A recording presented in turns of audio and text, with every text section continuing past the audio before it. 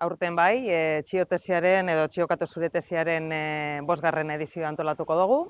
Azaroaren 17an izango da, eta bai, 2013an lehiaketa sortu gendunean, buruan geunkazan helburu horretatik jarraitzen dugu.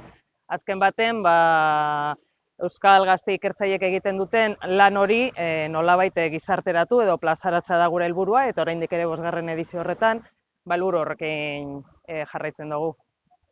Bueno, aurtengo edizioa, esan behar da, zuzenduta dagoela tesia egiten dabiltzan, edota 2017tik 20 bitartean tesia aurkeztu duten euskal ikertzaile hori zuzendutako edizioa izango dela.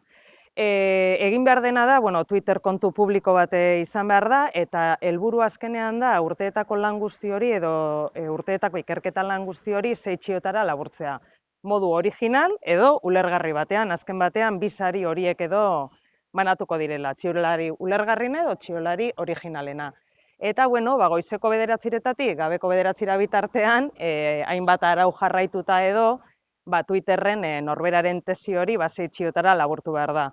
Baditugu txiotesia tala daukagu unibertsitatea.net atariaren barruan, eta bertan badaude argibide guztiak ondo azalduta. Bai, ikasturte berriarekin eta bosgarren edizioa zela eta txiotesia tala eraberritzea erabaki genuen.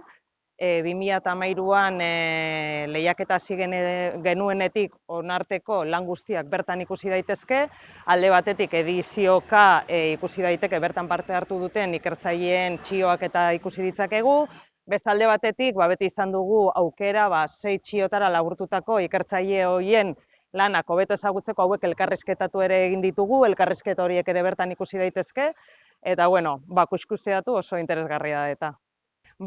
Txiolari ulergarrienarentzat 500 euro eta txiolari originalarentzat 300 euro. Oso esperientzia divertigarria dela diote parte hartu duten guztiek, erronka ere itzela da, hainbeste urteetakoa 6 txiotara laburtzea, eta beti da plaza eder bat ikusteko euskal ikertzaile zer egiten duten, da hor ekarpen bat egitea gauza ederra dela, eta apuntatzeko agendan azaroaren 17a, eta bertan egongo garela edozein zalantza argitzeko.